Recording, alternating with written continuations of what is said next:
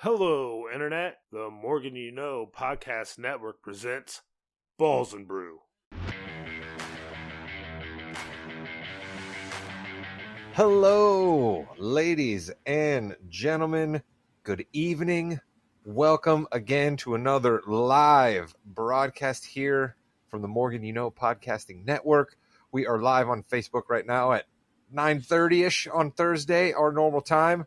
Perhaps you were checking this out later on YouTube. Perhaps you were listening to this just as a podcast, the OG form of this. We will be doing a sports show for you this evening. We will be doing a wrestling show for you this evening. We're going to call this first one Balls and Brew. It's the one that's lasted for the longest. It's the one where we have our guy talk football. We're going to do that in a second. But all of the shows here on the network are produced by one man and one man only. He does yeoman's work. We'd be nothing without him. He's our guy. He's also going to host a show later and produce at the same time. He's a double threat. He's our boy. He's James Thomas Jamreska. Jimmy, hello.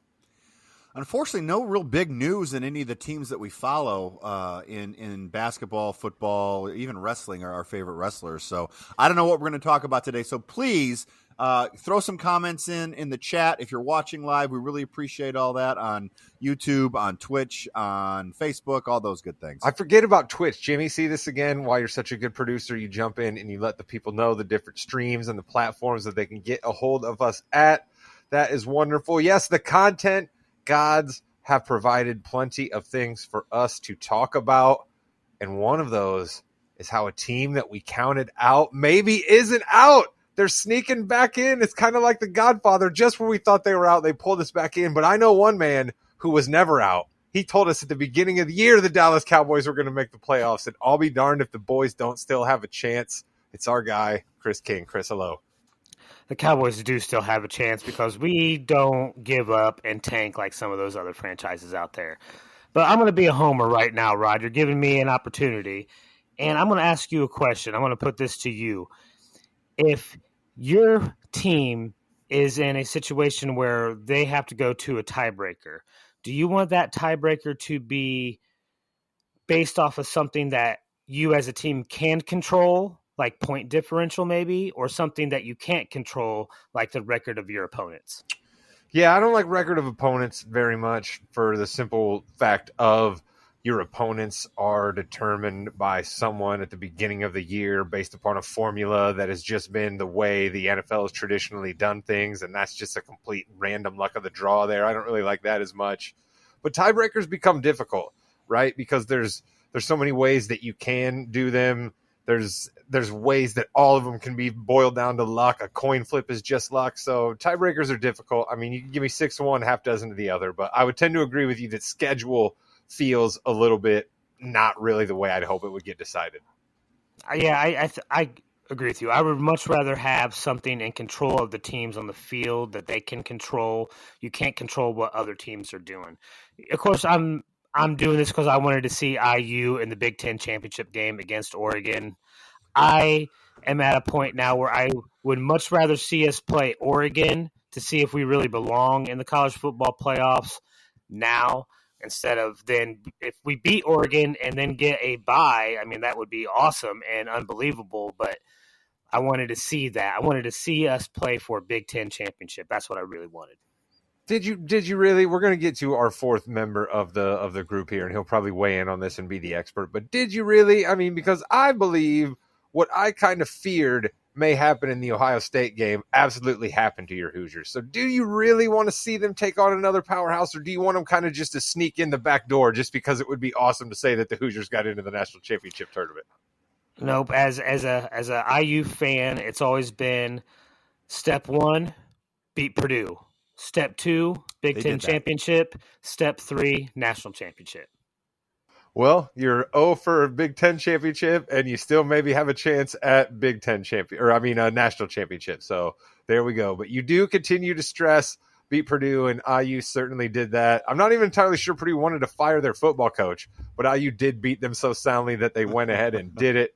One man who can weigh in on all of these things and many other football topics that we will discuss on this show much more intelligently than Chris and I just had that discussion, even though that discussion was fun and fans. And that's what we bring, right?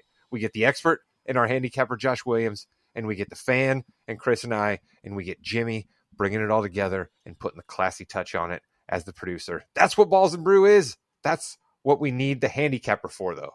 There's no information for all of us to play off of. We got nothing. And the man with the numbers is our guy, Josh Williams. Josh, hello. What's up, boys? Just another brutal week last week, 1-2 against the spread. The one game that I got right, guys, was the letting your guard down on Thanksgiving week. The Vikings did not cover. They ended up winning, but they did not cover.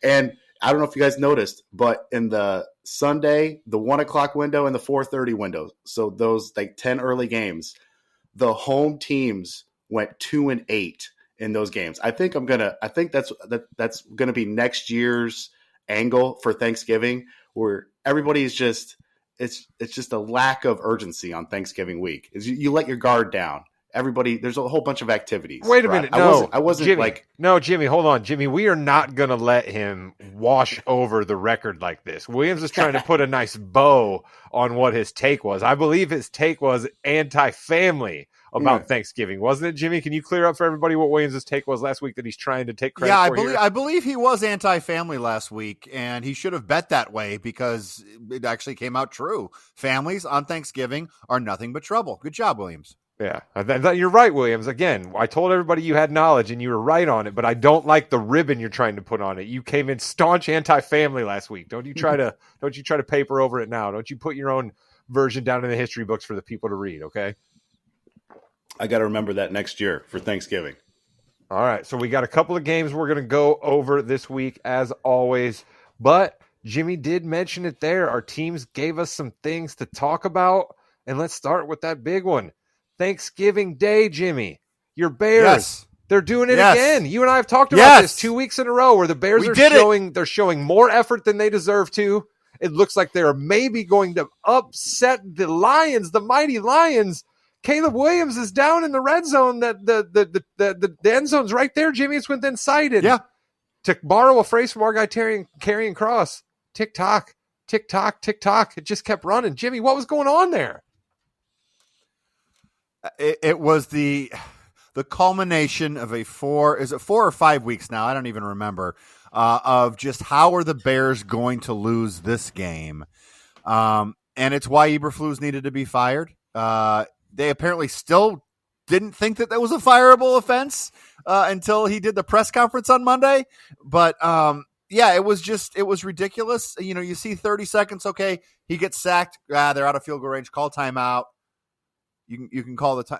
So I threw it on TikTok, and I was just wondering, like, is he going to give this out as a Christmas present this time out? Is it going to be like a Secret Santa situation? I didn't understand what it was going to be. Apparently, he's just taking it home for himself. Williams, listen, you're our number guy, but I'm going to go to Chris on this one because I have a feeling if we're talking black market, if we're talking value of things that you can buy and let's say back alleys and off of places you're not supposed to be able to buy them, Chris, what's the street value of an NFL timeout?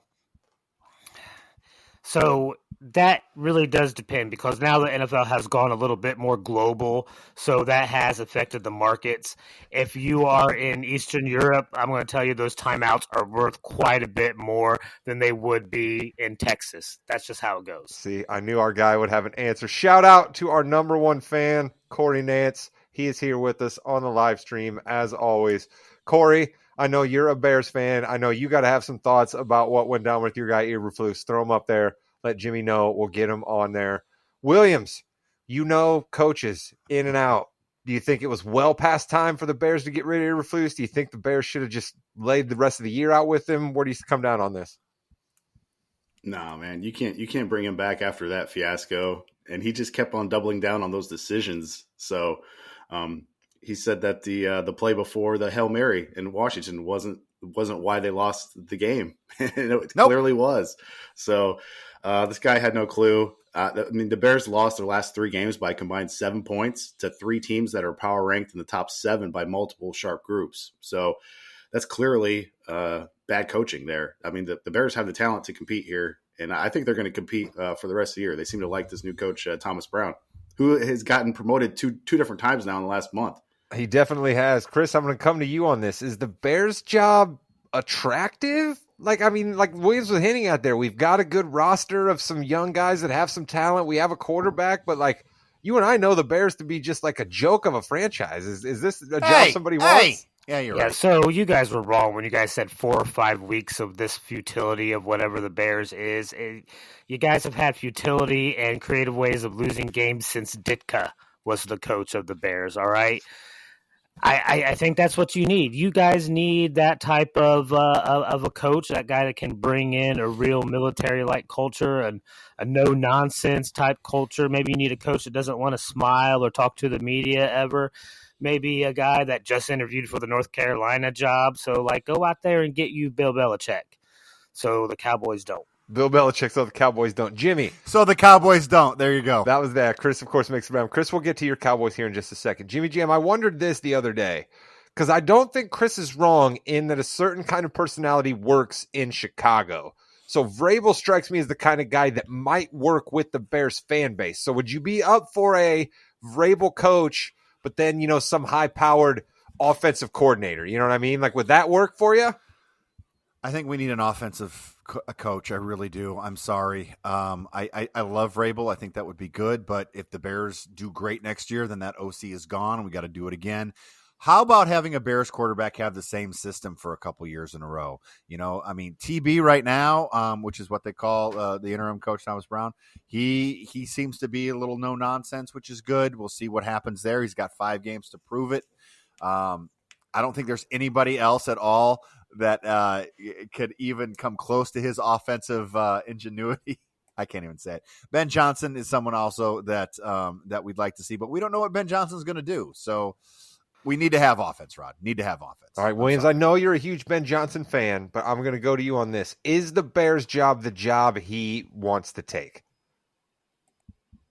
Yeah, why not? I mean, you have a ton of offensive pieces, and you have Caleb on the next 4 years as the cheapest piece. So if you look around, I mean, why would you want to go to the Saints or the Raiders or the Cowboys? I mean, it's just the Bears are clearly. Well, hold on. First off, on the Cowboys, they're not going to need a coach because their coach is going to rally them to the playoffs. But then we're going to get to them in a second. But continue. And you have a good pass defense too. Like, you don't have to fix the defense. I mean, get another good nose tackle, and that should help the run defense too. So the pass defense has been top 5 in the league this year. So yeah, just get the offensive line in there. All right, I got to do a mea culpa here. I fired up the Bears train at the beginning of the year. I predicted the Bears to win the NFC North. My bad on that. That doesn't seem like that is going to work out. But the Bears have been entertaining, and I will continue to state, while I am a Colts fan, I only wish for bad things to happen to the Bears when they play the Colts. Other than that, I want good things for my Bears fans. Friends, I want good things for the team that's just 2 hours up to the north of me, right? When good things happen in Chicago, good things just tend to happen in the NFL, right? They're a great franchise, so come on, Bears, get it together. Speaking of great, iconic franchises in the NFL, Williams has some thoughts on the Cowboys. That'll be his opening handicap. But Chris, if we're talking Cowboys, we're going to go to you first. And I made mention of it when I brought you into your intro. Everybody left the Cowboys for dead and buried 3 to 4 weeks ago. And here is Mike McCarthy once again, keeping his head down, chugging along. The rest of the NFC is proving itself to not be great. And the Cowboys are like, well, hey, fine. If you guys aren't going to win games, I guess maybe we're coming. So where are your thoughts now with your boys, Chris? Well, we are in a position to control our own destiny, right? Like, we got to win games, and that's the key. And it's going to be reliant heavily on Micah Parsons in that defense for them to get into shape and stay in form, as well as Rico continuing to perform like an Uncle Rico and get us that $120 every week. So, like, we're in the driver's seat. We got some NFC opponents coming up. We got the Redskins coming up. We got a tough matchup against the Bengals. That's going to be real tough for our defense, and we really have to step it up for that game. Okay, Chris, now I got to go to you for the hard-hitting analysis that people come to this podcast for. Your Cowboys, I believe, as Bart Simpson, Bart Simpson, I believe, is going to be on the Cowboys, and Homer, or no, am I wrong? Homer's on the Cowboys? Okay. Yep, Homer is on Dallas, and Bart will be playing for Cincinnati. Okay, so do you believe that is already a disadvantage for your Cowboys, that you guys get the massive, raging, alcoholic, over-the-hill, overweight Homer Simpson, and not the young, nimble, agile, once superhero Bartman? I mean, listen, if you're going to follow the NFL script, of course that means Bart will be beating Homer. I don't know if there's ever been an episode of The Simpsons where Homer has got it up over Bart, so it does not look good for Dallas right off the get-go. Jimmy, I'm coming to you for your thoughts on the Simpsonization. I believe that's a word. The Simpsonization of this game. What do you think? Did you watch the Toy Story game? Are you going to check out the Disney game that they're going to have for basketball on Christmas Day? Like, what do you think of all these weird things they keep doing? I mean, I'm going to watch it just because it's what you're going to do. You have to do it. I think it's fine. Whatever. Just try something different every now and then.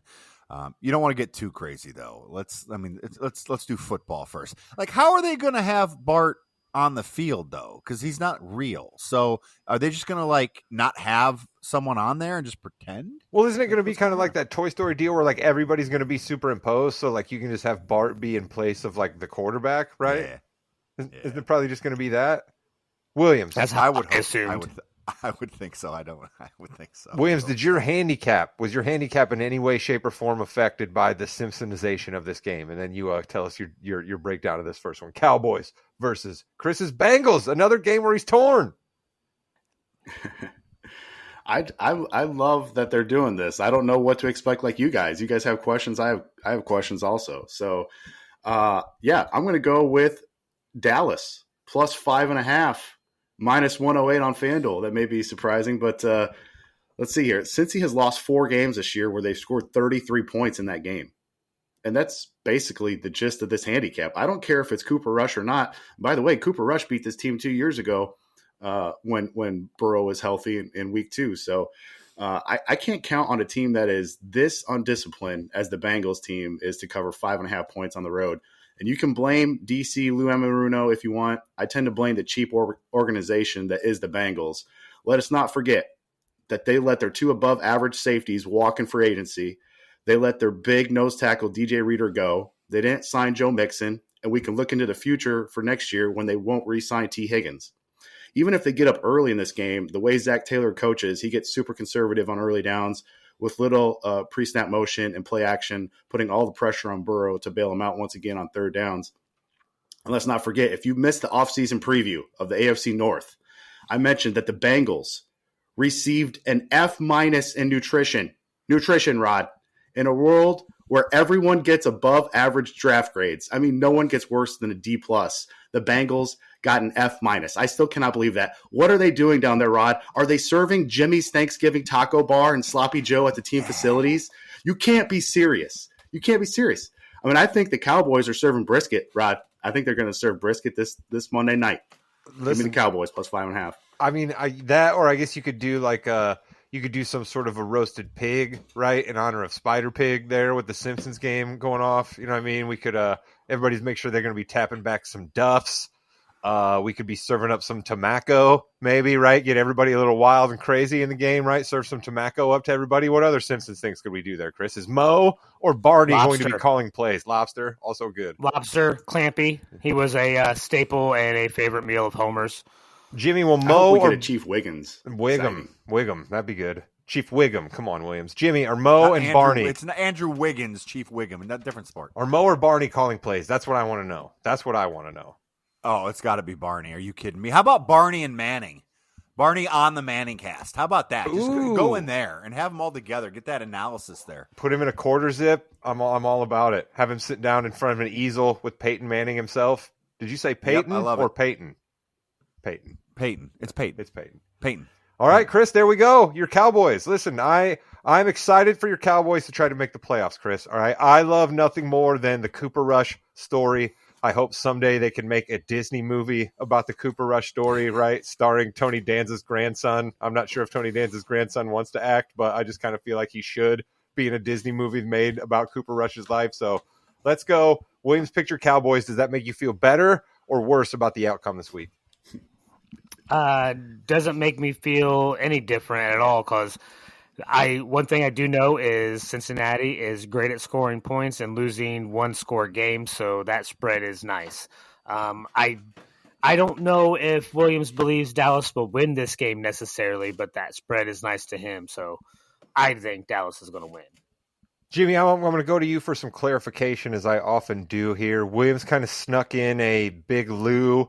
Blame him if you want. It's not his fault. Like, are we allowing Williams to just completely say that Lou Amarulo has nothing to do with the fact that the Bengals defense is getting completely torn up? Like, are we allowing that? No, not at all. It's well, yeah, but it still happens, and like you said, they let a lot of people go too. So there's a lot of fault. I mean, it's from the top down, honestly. So I think he's part of the problem. He's not the only problem, though, Rod. You're right about that. I agree. I'm not trying to put it all on Big Lou, right? Because again, as I said, he sounds like a guy who's got himself a company, right? He wants to sell you auto parts. He wants to sell you life insurance. He wants to sell you, cheap prescription. The guarantee is on the box. Yeah, I still think it's too much Skyline chili. That's what Cincinnati's problem is. Listen, and I said before, there's no such thing as too much Skyline chili, all right? Give me a chili three-way any old day, all right? I'm not entirely sure what the delicacy of Los Angeles is, but their Chargers will be taking on the barbecue-loving Kansas City Chiefs, who continue to pull games out by the skin of their teeth, Williams. We have almost never seen a team win games like the Chiefs, right? They're razor thin margins of victories, and yet they've still only lost one time. What do you got for us on this game? Yeah, I feel like the hate has gone too far. I feel like this is the perfect buy low spot on the defending Super Bowl champions. Give me the Chiefs -3.5, -118 on FanDuel. And when the Chargers target Ladd McConkey, they have a 53% success rate. The Detroit Lions are number one passing success rate team on the year with a 53.5% success rate. So pretty good when the Chargers target McConkey. When they don't target him, their success rate dips over 10%.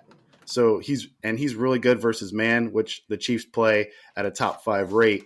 I don't think McConkey plays in this game, or if he does, he's extremely limited. And the other Chargers receivers, they cannot separate at all. Quentin Johnston, Josh Palmer.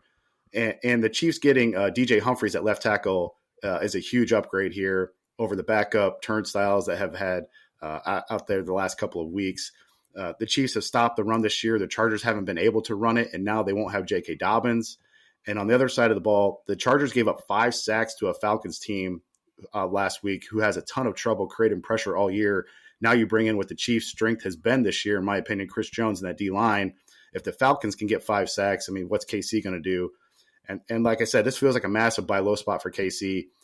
People are so frustrated with them just squeaking by. Remember, when these teams played earlier in the year, the line was KC -7 in LA. The market was pretty efficient there because KC ended up winning by 7. Now we're getting the Chiefs here at home with some very important skill position players banged up for the Chargers, and the line is KC -3.5. This feels like tremendous value here. And lastly, some ref stats. Bill Vinovich doing the Sunday Night Football game. In the Mahomes era, the Chiefs are 8-2 in Vinovich's games, including 2 Super Bowl wins.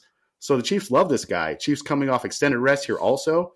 They played on Black Friday, and before that they had played 3 games in the 13-day span. So I don't think people are really factoring that in. Give me the Chiefs here -3.5. I like the Chiefs. I continue to say that I don't really care how you win football games in the National Football League. You just need to win football games, and that the NFL itself wants parity. They have a salary cap, right? They have a draft. They have so many different ways that they try to design teams to be close. And so you're supposed to be able to pull it out in the end if you're a better team than another team. So the Chiefs continue to win. Chris, I wonder if what might be more at play here is the Harbaugh factor, right? It seems to wear out, right? We have evidence in the NFL where his teams just tend to wear out near the end. Like, there's only so far they can push it on offense. There's only so far not making mistakes, playing good defense, and running the ball can take you. And the Chargers have looked maybe not as good the last couple of weeks as we thought they were 5 weeks ago. I will say this again, like I say every year, multiple times, the Chargers are going to Charger, right? I don't know if it's Harbaugh or not with the Chargers. It is impossible to tell right now. you want to see them succeed because I would look at the Chiefs and yes, they win through some improbable plays and the magic of Patrick Mahomes, but the rest of the team doesn't look to me to be any better than the Denver Broncos. Jim, I wonder, do you think more about the Chargers or the Chiefs with this game? You and I have talked about this, I believe, once on this very show. Are the Chiefs just keeping things in their pocket, right? Because they don't want to, show everybody all that they've got, right? Travis Kelce's a little up there in years, so they're kind of easing him along. Pacheco's just coming back from injury, so they don't want to move him in there too much, right? Hollywood Brown, there's talk that he may come back. Like, are the Chiefs just kind of playing possum with everybody, or do you think like me that the Chargers are just they've hit their ceiling and they're kind of just trying to hold on at this point? Well, I think the Chiefs are holding back a little bit because they are in the playoffs. They don't need to worry about getting those extra wins. They've got their one loss out of the way, so they really don't. It doesn't really matter anymore. But if you think about Chargers chargering, they've won some games here where they should have chargered and they didn't charger.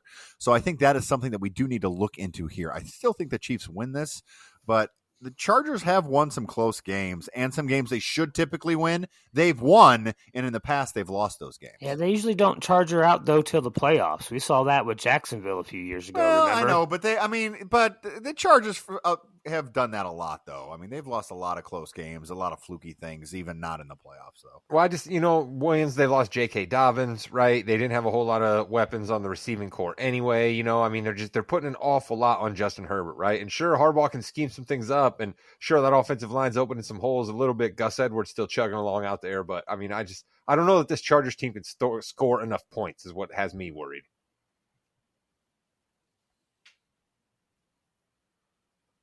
All right, Williams, dynamite drop in. Yep. Listen, that's on me. That's on me. That wasn't a great question by me. That was me just word salad saying something where I just tried to inflection at the end, and that's on me. All right. So what we're going to do is we're going to move on to a game with my guy, Kirk Cousins. And once again, it turns out, Chris, that maybe, just maybe, I put a little too much stock into a pre-season water park trip for my Atlanta Falcons because, man, Kurt did not look good last week. There was talk of your guy, Michael Penix Jr., coming in. Chris, you told me I was foolish for worrying about the water slide trip, and turns out you were right, my man. I not often do I have to give you credit, but you told me I was crazy for worrying about this water slide trip, and turns out I was. And a lot of people thought that Atlanta was crazy for picking up Michael Penix Jr. in the draft so early when they just signed Kirk Cousins.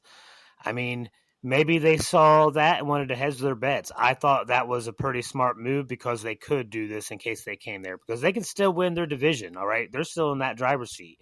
So if they need to make a change, they can do it right now and see what happens. Well, let's go to our handicapper and find out what Falcons thoughts he has as they take on the fighting Sam Darnolds, the Minnesota Vikings. Yeah, one of the few teams that I've had a decent pulse on lately. I picked against the Vikings against the spread the last couple of weeks. Have been correct on it. Now I am favoring them. I'm going to take the Vikings -5.5, -110 on MGM. And here's the Kirk Cousins breakdown. These top 3 versus man coverage, bottom 12 versus zone coverage. The Vikings play zone at a top 5 rate with blitzes to go on top of that. The Vikings lead the NFL in too high coverage at 57%. The league average is 38%. Cousins versus too high coverage is terrible. He's 4th worst in the league. And not only that, if you compare him versus other coverages, he's got the worst splits in the league, the biggest delta from man to zone. So Cousins, get this, Cousins didn't throw a ball over 36 miles an hour last week. And to me, not only is the Achilles barking, I think the shoulder is barking as well. He missed Mooney on a walk-in touchdown early in that game. He's not planning off the back foot. There were some alt 22 angles where it showed him jumping slightly when throwing, which, I didn't stay at a Holiday Inn Express last night, but I'm going to go out on a limb and say that, that the torque that you put on the midsection, that's not good for the shoulder either. So Falcons 1-5 versus teams with winning records this year, 5-1 versus everybody else. And guys, who knows Kirk Cousins' tendencies better than anyone? It's the Minnesota coaching staff. Who knows what he likes more than Kevin O'Connell, and who knows what he dislikes more than Brian Flores, having went up against him every day in practice last year. I think the Falcons know that they can't send Penix into the fire that is the ultra-sophisticated blitzing schemes of Flores. That just wouldn't be fair or smart of them to do. So I really feel like the Falcons are stuck between a rock and a hard place here. with multiple injuries from Cousins and the rookie Penix possibly waiting in the wings the following week with an extra day of prep versus the Raiders in Week 15. And some ref stats here. Alex Kemp's crew is calling this game. 62% of offensive holding calls have been called against the road teams in his games, and also 62% of false starts are being called on the road team. Home faves this year are 8-2-1 against the spread with Kemp's crews this season, and the Vikings had Kemp in their Week 1 match versus the Giants where they won by 22 points. All good vibes here for the Vikings. Give me the Vikings minus 5.5 on Sunday. All good vibes for the Vikings, not as good vibes for the Falcons. Jimmy Jam, I'm going to come to you. Do we see Michael Penix Jr. after this game from the Falcons? Because Williams says they're going to lose. So do we see Michael Penix Jr. and the Falcons try to save their season? Because that NFC South is still wide open. You see Michael Penix Jr. in the third quarter of this game. I think you see him in the third quarter. I think Cousins is going to get he's going to get yanked. 36 miles an hour, Rod, is not throwing anything hard. No. Like you can roll up your socks one sock right now and throw that 36 miles per hour. Like literally, you can do that. When I was playing backyard quarterback at the Morgan household, I was chucking it faster than 36 miles an hour. You were over 36 miles an hour. I was a sophomore in high school. Grade. Whatever. We played a lot. I weighed in at about 127 pounds, and I was able to chuck it over 36 miles an hour. Come on, Kirk. What are you doing? I thought that your trip down the water slide, your joyful glee on your face, Kirk. I still remember the pictures of you coming down the water slide in preseason. All the vibes were good in Atlanta. Kyle Pitts was finally going to be something. Boy, did people suffer again in fantasy for jumping on that Kyle Pitts wagon once again.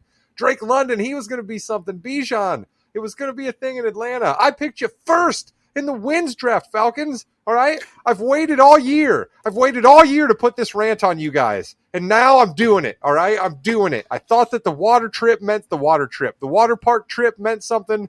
I thought the chlorine and the fluoride. Yeah, that's right, Bobby Kennedy. I said fluoride. All right? There's fluoride in that water that they got at the water park as well. And apparently I was wrong that meant it would mean they play good football because the Falcons are mediocre, if not bad. And Chris, I'm bummed out because they're killing my Wins League team. So, of course, I made it about me, Chris. Oh, yeah, of course. We knew that was going to circle back to you, Rod. Let me ask you this, Williams. If Atlanta were to make a change at halftime to Michael Penix, do you think that changes anything in your strategy? Would you do anything to hedge your original bet? Do you think that makes Atlanta a more favorable option to then cover? If they're doing that at halftime, that means things probably aren't going that well. And that means they're planning on dropping him back even more, where that means Flores is probably going to blitz even more. That would just be that would be tough for Penix there. His first action versus Flores. This is a super sophisticated defense.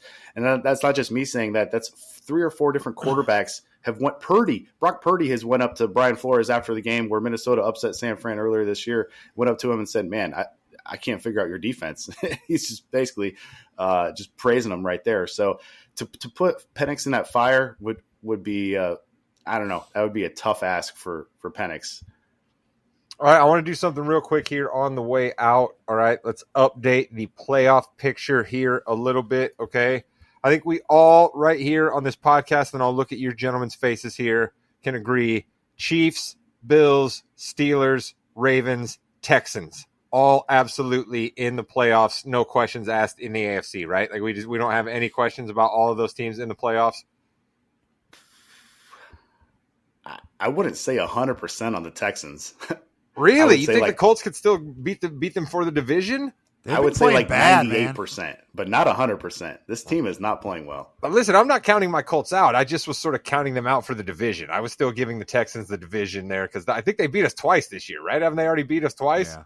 Mm-hmm. Yeah. It's the same thing. It's the same thing with Atlanta, Tampa division. Yeah. Well, we'll get to the NFC. But so for my purposes, I'm going to put those 5 teams in right there. All right.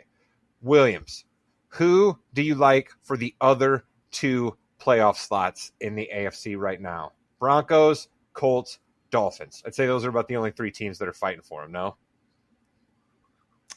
Broncos and Chargers. Would be Oh the yeah, last Chargers. two. I'm sorry, I forgot about the Chargers. The Chargers are right there too. Yeah. That's the one team I forgot. Yeah, it's probably going to come down to that Colts at Denver game next week. And you saw some flaws with the Broncos on Monday night. They're definitely, I think they're kind of beating up on bad teams, and they've been kind of getting shown the door from the good teams. So Colts probably a similar talented team as Denver. So that game should be really interesting. So if the Colts can pull that out, this is not it's not inconceivable to think that the Colts can make a run here. All right, Colts have the easy schedule remaining. They've had to play all of their tough games already. I like the Colts. So, Jimmy, I'm going to say this. I'm saying Chiefs are in, Bills are in, Steelers are in, Ravens are in, Texans are in, Chargers are in, Colts are in. That's who I got. Who do you got, Jimmy? I really like Miami, but I do think the Broncos are going to get in. I think the Broncos will get in. Look out, Jimmy picking against the Colts. Season ticket holder here, folks, picking against the Colts. You know what? I'm going to take the Colts to get the division, though, because I think the Texans I think the Colts are going to get in. I don't think the Texans are going to get in. The Texans are phooey. Listen to me. I'd love nothing more than for the Texans to screw that thing up. I despise the Texans. I sports hate the Texans with all of my fibers in my being. That hit by Shazier was dirty. We probably should have talked about that, but we didn't. And so I don't want good things for the Texans. But Chris, they beat the Colts twice. Like that's why I still think it's too high of a mountain for the Colts to climb to get the division. Who do you think is going to be in the playoffs at the bottom of the AFC? So I am also going to pick the Colts for the division, but that's more of a selfish reason for me because I have 3 of my championship game picks right now out of the playoffs. The only pick I did have right so far is Detroit. Looks like they will be in the playoffs, so they have a chance. But I want the Colts in there so they have a chance to get to the AFC Championship game. Chiefs, Bills, Steelers, Colts, Chargers, Ravens, Broncos. Nice. All right. And speaking of sure things, we got a couple of those over in the NFC. Actually, probably more than a couple of those. I mean, the Lions in, right? Packers in. Vikings in. That's 3 teams from the same division that are all absolutely in. Eagles 100% in. You guys don't disagree with me on any of those, right? No. Yeah, no. Eagles would have to have a complete collapse, I think, for them not to hold on to the NFC East. You could convince me the Eagles are the best team in the NFC right now. What do you mean they'd have to have a complete collapse? I think the Eagles are playing great football right now, but those teams are in. Then you got the the NFC West and the NFC South. Williams, that's what's clouding the picture for the NFC playoffs. Between your beloved Niners, who still have an outside shot, but I don't think so because McCaffrey's out now and injuries are pounding up there. Seattle, Arizona. Who do you like out in the West, Williams? I have some future parlays that are tied to Seattle winning that division. So definitely rooting for them to beat Arizona this weekend. But Arizona has the easier schedule of the two. But Seattle's defense has been sneakily really good lately. And so I would give the slight edge to Seattle, but that's a major toss-up right there. And then I think we all think that Tampa is going to overtake Atlanta in the NFC South. Listen, don't steal my Baker Thunder. You knew I was going to get there. Sorry. All right, Chris, your Cowboys. They're overtaking the Commanders, who are sort of in the playoffs right now, right? They're overtaking them for the second spot coming out of the NFC East, right? Oh yeah, of course. I mean, I think we have proven we've already beaten them once. We have the Panthers after this Monday night Simpsons Mania game against the Bengals. We got the Bucks at home. Hopefully, we can get another home win that week. That could be a huge game. That's going to be a huge game. Right. Then we have to go to Philadelphia. I think this is the real kicker. We have to win that game. Philly could be sitting by then. If we have 8 losses, if I have 8 losses, I don't know if the Cowboys can do it. Even if we beat the Commandos week 18, January 5th. Jimmy Jam, Baker Mayfield. How excited am I allowed to be if Baker Mayfield leads the Bucs into the playoffs again? Because listen, I got no allegiance to the Tampa Bay, right? None whatsoever. But I have lots of allegiance to Baker, okay?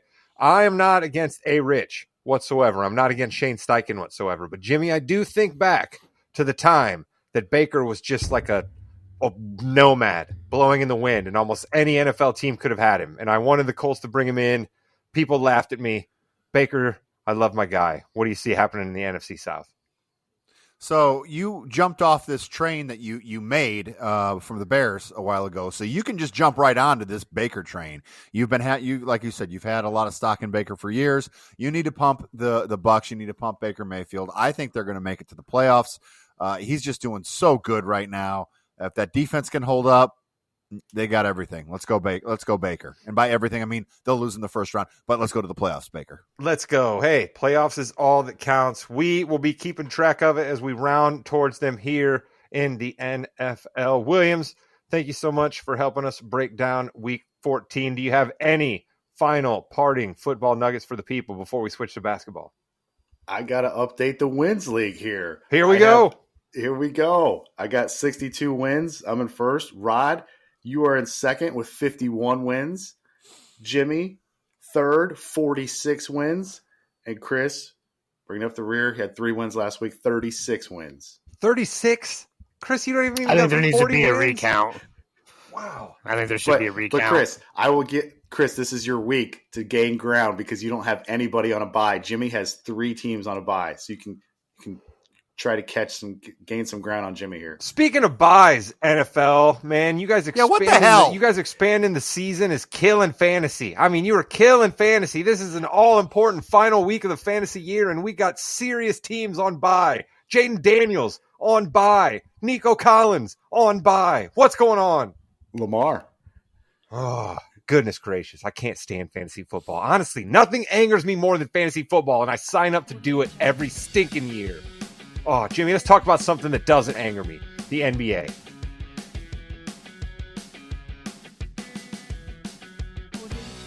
Welcome to the Fast Break, the fastest 15 minutes in the NBA. Jimmy, Rod, and Chris are here. And, of course, we have to go to the reigning, the defending, have not been in second place in over a year, wins league champion of the world, Jimmy with 117 wins. Rod with 113 wins, so Jimmy's getting cocky, but Rod's getting close. And Chris has as many wins in this league as he does in the football league with a fifth of the amount of games. Chris has 94 wins, so Chris not looking too good. But Chris, your Bucks are getting Chris Middleton back. How excited are you for that? I mean, the Bucks have been on a win streak without him. I mean, so, and let's be honest here, all right? Those top 5 teams in the East right now are all playing some of the best basketball in the NBA, all right? They're all won 7 or 8 of their last 10 games. They're all on winning streaks. Like, all those teams are playing well. Knicks, Bucks, Magic, everybody. Yeah, it's pretty bad when the Cavaliers at 20-3 are not one of those those win streaks, but that's okay. The Hawks aren't going to play them for a little bit. Rod, your squad. We got to talk about KD. KD's been hurt twice. He's out for another couple weeks. How nervous are you about the Suns right now? Yeah, see, it's one of those things, right? You at the beginning of the year when we're doing our handicaps, when we're doing our prognostication, right? You can say all you want, oh, this team may be injured, this team may be injured. You can do that for any team. Any guy may get injured. Or you can throw caution to the wind and say, you know what? I'm just going to put my cards on the table and say, when these dudes play, it's going to be good. And I continue to say that I'm fine with that pick with Phoenix, right? Do I wish Kevin Durant played a little more often? Of course I do. But the numbers speak for themselves. When he's out there on the court, the Suns are one of the better teams in the West, and the West is a beast of a conference. So I think Phoenix is still going to get me a decent amount of wins. Are they going to get me near 50, 55 like maybe I was hoping? Probably not, but they could still land me anywhere between 44 to 47 to 48, and I'll take that. How about the Grizzlies, by the way? Excellent pickup for you. We believed in the Ja. The Ja is here. The Jaren Jackson's going to be out for a little bit. We've had some injuries still, but they've got Jimmy, don't worry about that. They got Jake LaRavia, all right? They got Jake LaRavia. We don't need to worry about Jaren Jackson being out. We got Santi Aldama on that team. We got guys, right? We got guys. That's Memphis. We've talked about it, Jimmy. It's been the underlining theme, I think, a little bit of our NBA shows here. Your teams that can go 7, 8, 9 deep, right? Your teams that got 3 to 4 guys that they can rotate out on the wing and can shoot, right? And these teams do well, and Memphis is that, right? Memphis is absolutely that. They got Bane, they got Ja, and then they got a cast of dudes that knows exactly who they are, knows exactly how Taylor Jenkins wants them to play, and they've come up through the G League, right? Your Jay Huffs, right? Your Scottie Pippen Juniors, right? Memphis is a small market that doesn't have a lot of money to spend, and so they work on developing these low-level assets, making them into something that, hey, you're never going to be one of the top 15 guys in the league, but when we need you on a night where a guy's hurt, come on, Scottie Pippen, score 30 points in the house that your dad was famous in. It was a great moment. Love the Memphis. Love the Memphis. Love the Memphis. My squad is, it's really kind of cool seeing the Cavs do what they're doing. It really is. That's a team that has. Is it, Jim? Is it cool? Yeah, it is. Yeah, it is. It's cool because they've had the potential for a few years. Listen, if you're a Celtics fan, you're looking pretty good right now. You're doing just fine, okay? I'd rather Cleveland not be good, all right, Jimmy? I'll just be honest with you. Did someone get a little cocky the other night saying the Celtics were going to destroy the Cavs? And about 10 minutes too early on that text there, Chris, Rod. Who won, Jim? Who won? Well, whatever. The Cavs won that game. Thank you. Yeah, I know. I was definitely early. you were right. You didn't finish the thought for the people that didn't know. Cavs 19 wins, and I also have the worst team picked by my fellow NBAer Chris King, I believe. The Wizards. I have Chris. If you're a fan of the Wizards, why would you be a fan of the Wizards? You get to play Atlanta at least, 4 more times, I think. So you should get 4 more wins. That's the only team they've beaten so far this year is Atlanta twice early. Yeah. There is. Okay. And Atlanta's beaten Cleveland twice. So I love the NBA. I do. I love the NBA. It's fantastic. So I'm going to let the listeners in now.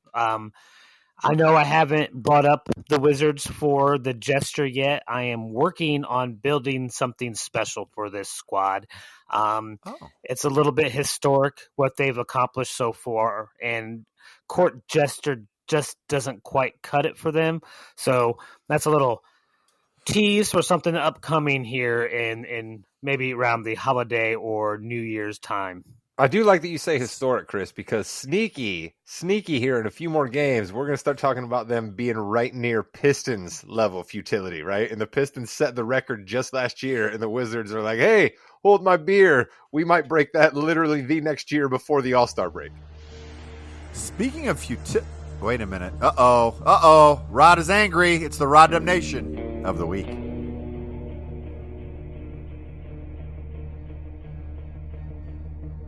Okay, I want to be on board for anything the NBA can do to make games more competitive, okay? The NBA Cup has been successful, okay? I am not just doing this because my Celtics are not in the finals, all right?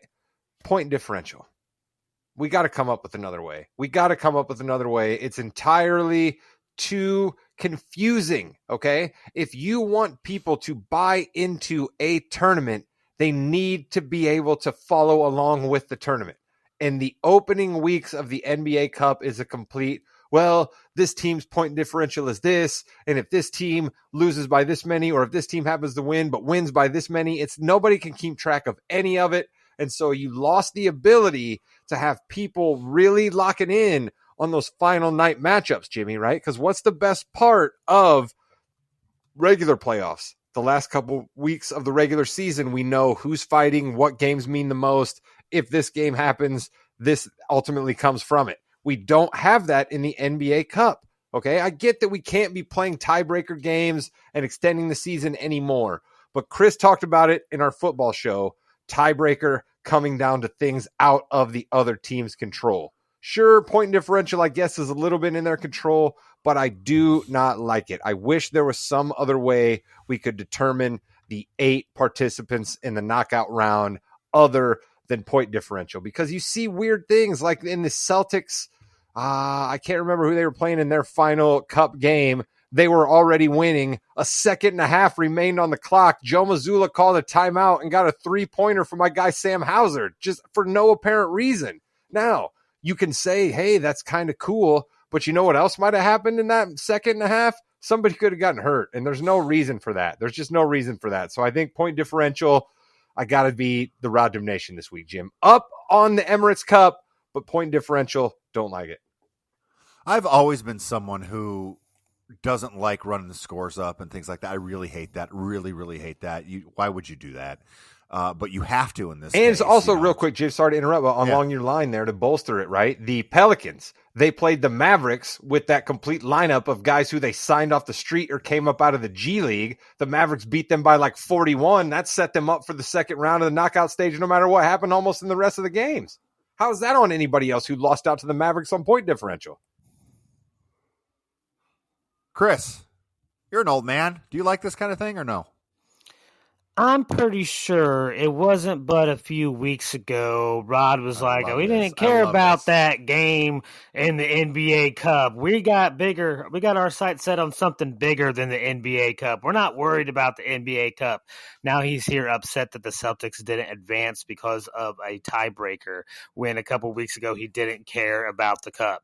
So I'm just a little bit confused. That being said, hey, Jimmy, let me ask Chris if he listened to my Rod Nation, and he doesn't actually have to answer me. You just play back his answer after my actual Rod Nation, and everyone will know that Chris actually didn't hear a friggin' word I said in my Rod Nation and then come back and saying that I made that about the Celtics. Absolutely, the Celtics are my favorite team, but I started by saying I could care less if they weren't in the knockout round, and I was pretty sure I made my entire argument about the structure of the Emirates Cup itself, and somehow Chris missed all of that and made it about the Celtics. That being said, I at least gave a suggestion to counteract what they were currently using for the tiebreaker in the Big Ten tournament. You have not given a suggestion as to what would be a better alternative than point differential. They should have started there. For rules of debate, you should have started there, all right? Find your point. Don't bring up your debate. Do not bind the debate. There were no rules set forth in this debate structure. There's always rules. Binding the debate. But like, what would be? Because I don't disagree with you. Like, unless I use playing Purdue, you really shouldn't be running up the score, okay? But if you don't have that point differential, what is it? Is it strictly just record against that fellow group? No, listen, you're right. That's a fair point by you, right? Because one of the things I hate is when somebody just yells from the sideline, hey, that's terrible, but then they've got no suggestions how to make it any better. So you're absolutely right. Yeah, I'm just mad about the point differential because I can't follow it, and it has nothing to do with the Celtics. But it's a fair criticism to say that I didn't lob any help for the problem I foretold. So that's fair, Chris. All right, before we get to the King's hardwood hierarchy, we're going to do a quick overview, predictions of the first round of the knockout round. Bucks and Magic. Rod, who you got, Bucks or Magic?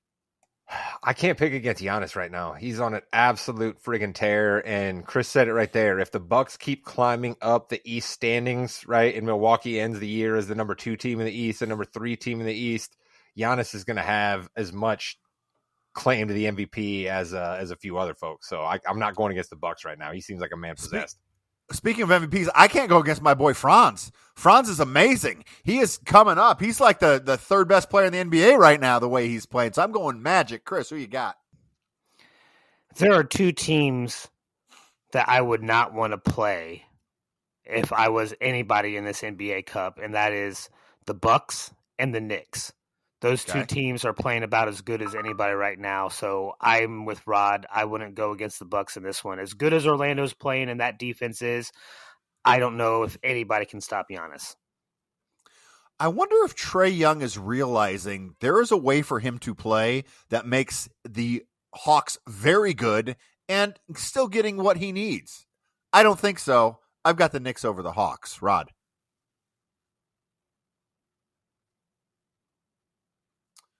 Rod, can't hear you, but that's okay. We'll figure that out. Tom Thibodeau's Knicks are an offensive juggernaut, Jimmy. I don't know that I ever thought I would be saying that sentence, but the Knicks are like the number 1 offense in the NBA right now, and Karl Anthony Towns can't play defense, but he can play offense, and the Knicks can play offense. So give me that game, because I, as well, do not think Trae Young will play pass-first basketball. Chris King. Yeah, it's the Knicks. Like I said, I wouldn't want to play them right now. They're going to win. Thunder and Mavericks. I'm really looking forward to this game. I think it's going to be a pretty cool game. I think everyone's going to be honest. You know what? I'm going to go Mavericks. I'm going to take Mavs. I'm going to go Luka, Kyrie, the group, lively. Let's go. Mavericks. Who you got, Rod? I got the Oklahoma City Thunder here. I think that what we're going to start to realize is, and you're already seeing a little bit of it in Dallas, Klay Thompson is a great story and a great name, but he's not necessarily a great additive to a lot of lineups. And Jason Kidd is starting to find a lot of reasons to not play Klay Thompson. And my guy Quickly is getting some burn down there. Yeah. All right, Chris, who you got?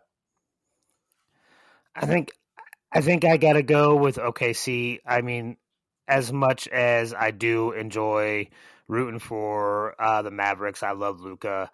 I think I'm going to be a little bit selfish and keep rooting for a fantasy player of mine in SGA. Sure, of course. I think this is a guy that definitely could be a future face of the NBA if he's on his way there already. Thunder, it's a good team. As good as Dallas is and as hot as Dallas has been as of late, I think Oklahoma City gets it. All righty. And then finally we have Rockets Warriors. Are the Warriors going to make that Lakers run to the finals, or are the up-and-coming Rockets going to continue being hot? I've got the hot Rockets continuing on. Rod, who you got?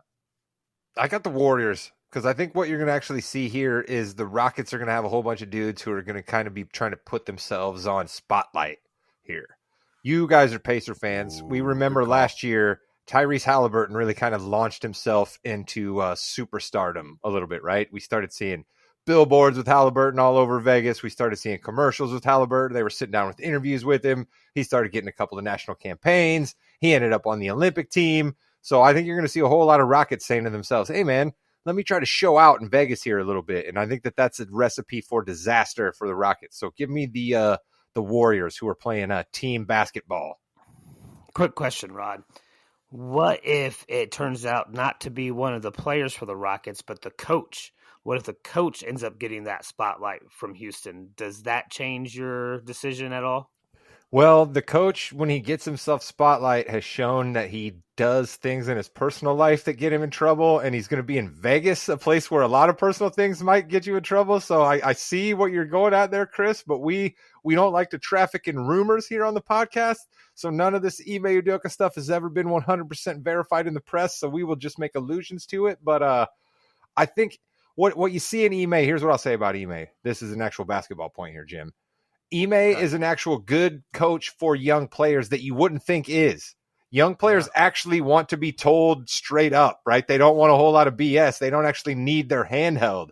They want a guy who's just no nonsense and says, this is what you got to do to play on this team. And Ime does that. So you've got the Warriors? I do have the Warriors, though, because I think that these Rockets guys, that this is their chance, right? This is their bright lights chance, some of these guys. When's that everybody seen Jabari Smith play? Us NBA nerds, right? We know who he is. We know about him. We know he's rangy. We know he can play power forward or center in fantasy basketball. But who's ever actually seen him play? Cam Whitmore? Who's Cam Whitmore? Can anybody pick Cam Whitmore out of a lineup, or is he just a dude you've heard people mention on basketball podcasts? He's like the ninth. Which Thompson brother actually plays for the Rockets? That's a valid point. See, this is what I'm saying. That, all of these things we know about the Rockets, we just don't actually know them concretely because we don't see them on our television screens. Well, do we know, Rod, if they are in the Kings hardwood hierarchy? I was going to take the Rockets in that matchup. You guys did not get to me, but that's all right. Oh, yeah. Sorry. I kept doing Rockets jokes, I already put Chris. it down. That's my bad. I kept doing Rockets jokes.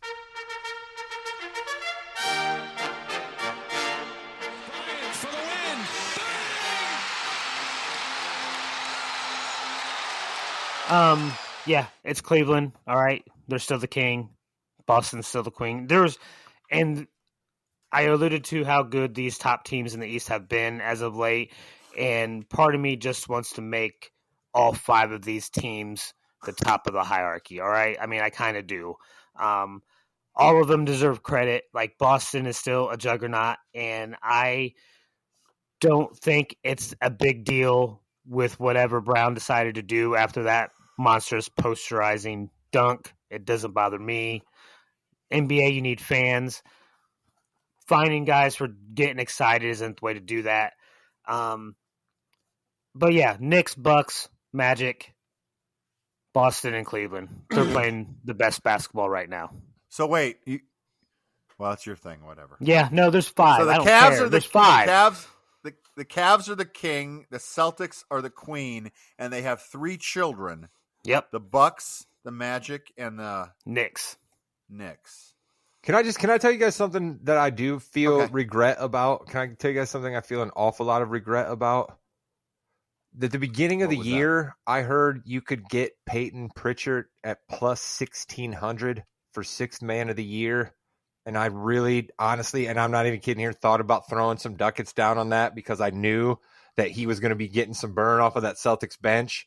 And man, am I mad about that, because who is your front runner for 6th man of the year right now, according to Vegas odds? So if you'd have got on that bet when I wanted to get on it, you'd be getting plus 1,600 instead of the fact that he's now the favorite. I don't think he's minus odds yet, but he's now the betting favorite. So that's regret I feel about the Celtics, Jim.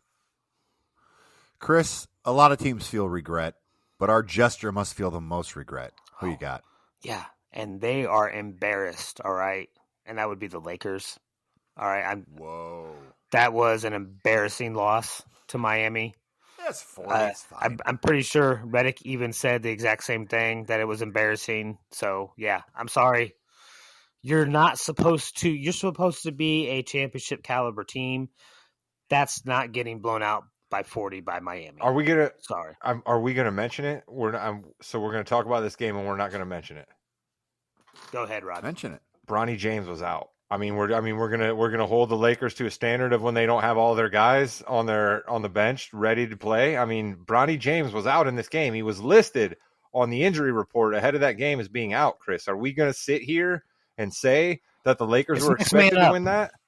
It's next man up, Rod.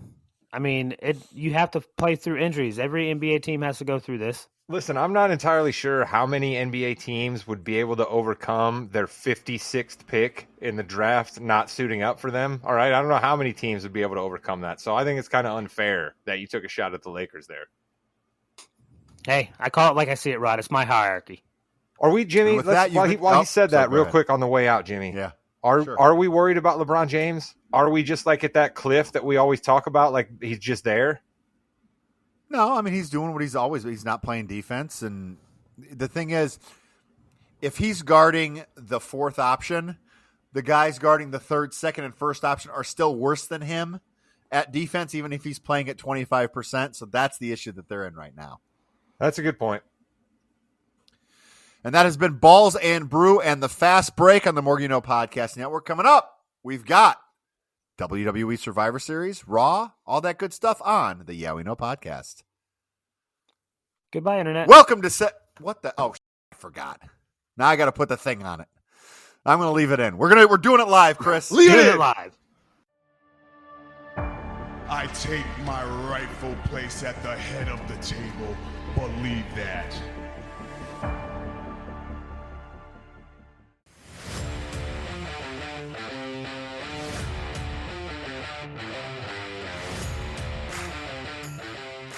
Welcome to the Yeah We Know Podcast, part of the More You Know's Podcast Network. You're live with Jimmy, Rod, and Chris, and Survivor Series has come and gone, and we need to talk about the biggest story coming out of Survivor Series, which was Shinsuke Nakamura squashing our boy L.A. Knight. Yeah! In a pretty good match, but again, Chris, that was a squash. Nakamura killed him. Yeah, I didn't like it.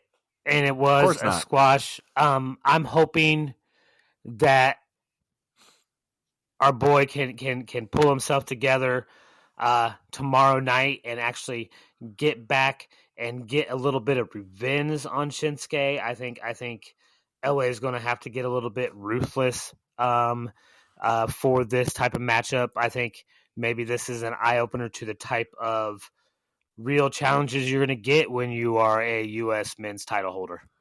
So, Chris, that's why I love this, because I need L.A. Knight. I want L.A. Knight to get ruthless and do something a little different because he's been a little stale, Rod. Are you on the LA Knight maybe coming back a resurgence? You like this? What happened here? What do you like? I'm going to let you guys handle the LA Knight of it all. All right. Watching that match, it just like, boom, it hit me, right? Yeah. Like it just, I was like, it is impossible to create villains in today's WWE that are like some of the villains we used to see in our heyday, right? Where guys were really playing a character, right? They'd have like a costume, you know what I mean? They could do all of that kind of stuff, right? And like that doesn't work nowadays. But somehow Shinsuke's grandfathered in. Somehow Shinsuke has cracked the code, and he is essentially, right, like the stealth ninja, right? He is a stealth ninja character who's enacting justice, his own sense of justice, right? And I completely buy every second of it, right? The whole, we lost the great Shinsuke intro, but the red light in the background, right? The smoke coming up, the mask he's got on, right? All the moves and stuff that he makes. And then like, I completely 100% buy it. And in a sport, quotations, that needs characters, Shinsuke is a welcome new heel. Am I a little bummed out that my guy LA Knight had to go down to make Shinsuke? Sure, but as Jimmy continues to say, when a guy goes down, that just means he gets a new storyline to come back up. So, but I want to focus on the Shinsuke of it because I just was like, yeah, chef's I kiss. love that. I did love it because Shinsuke had been gone for a while, and you need to kind of get him back up. So I expect Shinsuke to have a nice little run here. Hopefully they do that for him. Bronson Reed broke both his ankles, I think. It's tough because when you're in a match and you know you have to go through a table, you really don't want to hurt the guy you're going through, right? Going through a table is pretty easy, actually, but you know anything can happen. So if you can try to stop the momentum as much as possible, that's nice. Edge tried that in AEW and almost broke his ankle off. Bronson Reed did the same thing here, hurt himself. I did enjoy the match. I thought it was good. A little long, but I thought it was good. Was the Roman CM Punk stuff a little forced, though, Rod? I don't know if I'm buying that whole thing. I was fine, but it seemed a little forced. A little forced. I think you're being generous calling it a little forced, right? It's one of the things that I need to get better at, right? Is that I want to dive right into the storyline, right? I want to chew it up. I want to get churning on it, right? And it's slow boil is normally the way these things have to go, right? So for Roman and Punk to actually come to fisticuffs the first time they're in the ring together, that's not the way to properly tell a story. So they have to do it this way where it looks like they're trying to have grudgingly respect, whatever. But I didn't buy that match. I didn't buy the whole entire pay-per-view. And I frankly want to take up with Triple H because he had a tweet that was sent out hours before the pay-per-view that, I don't know, just something about Survivor Series, something crazy, change always happens at Survivor Series, stuff you can never expect. And we got none of that. We got absolutely none of that at this War Games. And Triple H, come on, you're chief content officer. You can be above blatantly lying to the people hours before the pay-per-view. Leave that to all of the regular social folks. You don't have to come out on your own personal Twitter account to bold-faced lie to us about a pay-per-view that you know has no returns in it whatsoever. Chris, were you able to follow along with all the different storylines going on in the match, and how did you like it overall? This particular match overall, or the entire? Just this match. It was the second best War Games match. Okay. Again, wait, of the night? Yeah. Oh, we're gonna talk about that, sir. So okay. I mean, just listen. No way over Chris on that, dude. We'll definitely talk about that. The women's match was way better than the men's match. Way better. Way more. And Whoa! It even had way more opportunities to even be better than it was.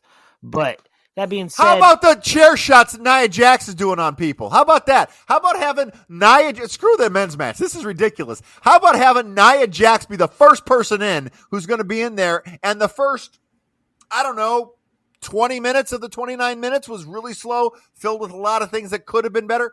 Last 10 minutes, last 9 minutes, I think we're pretty good. But, I mean, come on, guys. that was not a good match. I'm sorry. You were so anti Nia Jax. Like, there's literally nothing Nia Jax can do that you will allow her to do in the ring, Jimmy. Allow Nia Jax to be a wrestler. Actually, don't stop swinging a chair at someone because she didn't put her hands up and hit it on the side. Don't do that. The over the head shot to begin with. You got to be better than that. Got to be better. You can maybe you can complain about her work in the ring as a newbie. I'm not as in tune to that, but I will tell you this. How long do you get to be a newbie, by the way? I was thinking about this the other day, listening back to one of our shows. Compared to you guys, I am. I will always be a newbie compared to you guys, especially Jim. All right? Well, but that being said, Io Sky without the Party Crashers, I can get behind. Right? Yes, love Io Sky. And I became a fan of hers once again, and then it turns out that the very next Raw, she's back with them. So, like, I was a little bit disappointed. No, Chris, stop it. That. Hold on. Let's. How she's always been excited did you get when she pulled the damn briefcase out of the trash can? Come on, how excited did you get? That was cool. Oh, I was so pumped. I was like, yes, please get it done. Let's do something crazy. And then fire extinguisher, handcuffs, crazy. So close. Just so close. Yeah, the fire extinguisher to handcuff Raquel Rodriguez. I didn't love that. I'll give you that, Jim. No. I didn't love that. No, I just thought overall it was overall, Rhea Ripley, the whole pay-per-view overall was Why was the men so great? Why was the men so great then? You wanted to go at us for I didn't think it was great. I thought it was better than the women's match, though. I thought it was better than the women's match. Yeah, but you know You're don't care the tank about for CM the Punk. You're sowing the tank for CM Punk, Jimmy. Yeah, and I'm just mad at what happened on Raw. I'm going to tell you what, Rod, your boy Rollins made a lot of good points on Monday. Let's leave him out of this. He did. We don't need. And I think that's. We don't need to go there yet, do we? We don't need to go in there. I mean, Braun Breaker won in a pretty decent match. We all knew it was going to be a good match. Gunther beat Damian Priest in a match that we all kind of knew what was going to happen. Sheamus is getting the Intercontinental Championship, though, at some point, though, right, Jimmy? I mean, we're going to do this, he's right? He's got to get it. Yeah, he's going. It's been too long now. Where do we go on Raw, though? So many awesome things happen on Raw. Let's talk about Rollins and Punk, because I think that's going to be a hard-hitting match. I think it's going to be a what match? Punk doesn't even want to face him. What are you talking about? You say you don't want to face him, so people want to see you. That's it's wrestling 101. It's marketing 101. That could be a Rumble. Or is that a main event? I can't remember. No, CM Punk's got to be in the Rumble because he's got to win the Rumble to go to the main event of WrestleMania. It might be the first Raw on USA Network or something like that then. You mean on Netflix? Yeah, because on USA it's been there for a long time. Maybe the last Raw on USA. Maybe they'll actually do something cool to send off a long-time relationship they've had with the network. Are you just upset about this because kind of Rollins has to lose? I don't like legitimately. I don't appreciate anybody coming down to the ring and talking down to my boy, all right? And I love Sami Zayn, but whoa, Sammy, whoa. Yeah. All right. Don't mess with Rod. Whoa. How do you feel, Jim, about all of your favorite guys turning heel? Sami Zayn, CM Punk, like all these guys you love. Just turning their backs. Hey, Kevin Owens is my number one guy, and I don't even care what he does. Kevin Owens He's not the heel here. He's a truth teller. That's all I need to say about that. Speaking of truth tellers, Chris. Yeah. And your boys... He came back. Yeah. The truth teller, Drew McIntyre, is back. We missed him. You're going to get to hopefully see him if you go to the Rumble. Let's go. So, and listen, it is a match made in heaven. We're going to see Drew and Rollins team up at some point. We're going to see two of the most dominant wrestlers in the WWE just go roughshod over CM Punk and then anybody else who gets in their way. It's going to be CM Punk and Sami Zayn against Drew McIntyre and Rollins. Seth Rollins. Yes, can't go wrong. Give me that all day long. That's really fun. Seth Rollins in only a leather vest, Drew McIntyre in only a leather vest. Seth Rollins in a complete leather pompadour suit, big huge boots, right? Like just a whole thing. Oh, that's great. we had, Finn Balor and Gunther are going to go after each other. It's another person to kind of feed to Gunther. They'll have a really good match, but I'm not really, no one thinks that he's going to beat. You know, the only thing they can do to Finn Balor that I would think would be cool is if Adam Pearce just takes him and Finn's championships. Or not Finn's, him and JD's championships. They're just like, listen, you guys don't wrestle anybody. Well, I'm taking these belts. They're not yours anymore. He just takes them. Well, I agree, too, because, like, seriously, what are we doing? What are we doing with the tag team? Just have whatever. Have one set of belts for the tag team. Have a world. Have an intercontinental. Maybe you can have the U.S. That's fine, whatever. But, like, let's just calm down with all these multiple belt things. Listen, they missed an opportunity of giving that belt to Dom. Dom definitely dominated Gunther in the beginning of that match and showed the genius that he is in the ring. He should have gotten the belt there, I think. They missed an opportunity to give the belt to Dom. Do you hear yourself? I used to think that I couldn't stand hearing you wax about Drew McIntyre, but I think I can't stand hearing you wax about Dom even more. Listen, this guy went from getting booed consistently so loud, and they started chanting for him over Gunther. No, they didn't. No, Gunther's going to go good. He's going to be, he's going good guy. No one cheers for anybody over Gunther, Chris. They were cheering for Dirty Dom in that match. We saw it. We heard it. Okay. And then finally, finally for Raw, the New Day, 10 years. Now, we kind of knew they were breaking up. We definitely knew they were breaking up. So what do? They turn heel and are together and go against Big E, the big sympathy guy. I think this is actually the best thing for them because separate, they've always been. Kofi was Intercontinental Champion before and everything like that, but separate is not good. I like this heel tag team. Hopefully they get a run with the championship there. And then I'm hoping, I'm praying, not for storyline, just for his health, that Big E at some point can come back in the ring. I popped hard for my guy, Big E, when the song hit. Y'all want to go big? I was like, oh, man, I knew it. I was like, I knew they were going to bring Big E out, but I still was excited for it. And then I was like, okay, what are we going to do here? And then immediately when Big E was like, I'm going to come back and be your guys' manager, I was like, wait a minute. I was like, that doesn't seem like that's really going to be what they're going to do here. And so I was like, my mind starts churning. And then I was like, I definitely thought that Xavier would have that response, right? Like the Xavier Woods character they've laid out for us the last couple of weeks. I definitely thought he was going to be heck no. But then when Kofi broke bad on him and said, nah, man, you bailed out on us too, that's when I was like, oh, this is absolutely brilliant. Because you said it there, Jim. Xavier and Kofi going against each other. Okay, cool, fine. That's a thing that Joe Tessitore hypes one week for next week on Raw, and then they try to hyphen it off as like, hey, coming up in the middle of Raw, we got this big battle, and oh my God, and then it's over and done with. But them as an actual heel tag team in a division where we continue to crave for any storyline means they can have much more of a run. So I'm with you, Jim. It was great. I loved it. Chris King. Yeah, I was a little bit bummed out when we were moving towards them breaking up. You know, I was like, that's what the men's tag team division needs, another less tag team. Because, like, we've not seen any kind of real movement in that division, really. So I didn't want to see us lose the New Day. So at the end of the night, I'm happy. They are still a good tag team. They still perform great in the ring. I love all their matches, so I'm glad they're still wrestling together, however it came about. You know what I'm happy about? I'm happy about Ben Johnson making some really, really good calls in this Green Bay and Detroit game, the future coach of the Chicago Bears.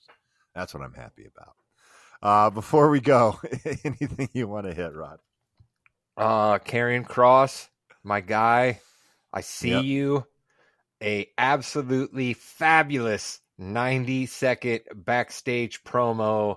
The way that he wrapped up the story that's already happened, the way he spun the story forward, the way he absolutely went from like laughing and joking to complete menacing, and you bought it both ways. This is why we have always had Karrion Kross stock Jimmy.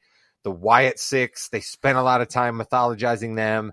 It's finally time that we birth those two against one another, and I hope that we get some good matches between Karrion Kross's crew and the Wyatt Six, kind of like we used to get great matches between Sheamus's crew, and all of those guys back then. So let's go. Let's go. Okay.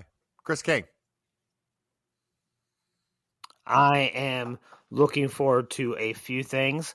One, a resurgence from LA Knight to get revenge on Shinsuke Nakamura. And two, the Drew McIntyre Seth Rollins revenge tour that's coming up. It is a new Mega Powers Unite. I'm calling it now. I'm not on board with this, by the way. I'm not on board with this. I don't want this. You and me cannot be together. It's not, we can't. I'm speaking it into existence. No. You're going to come kicking and screaming. What's best for business is for them to be together, and you guys have to actually be on the same page, and that would be fantastic. No, I don't want this. No, Seth, no. You're a visionary. You're a revolutionary. You don't want any part. All Drew can do is wield around a sword and wear leather. You don't need that. And with that, you've been listening to the Yeah We Know podcast, part of the Morgan Knows Podcasting Network. Here in the ring with Jimmy, Chris, and Rod.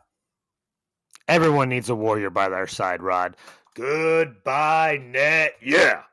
So Drew McIntyre's a warrior now? That's what we're going with? He's the Scottish warrior. Who has a sword. And?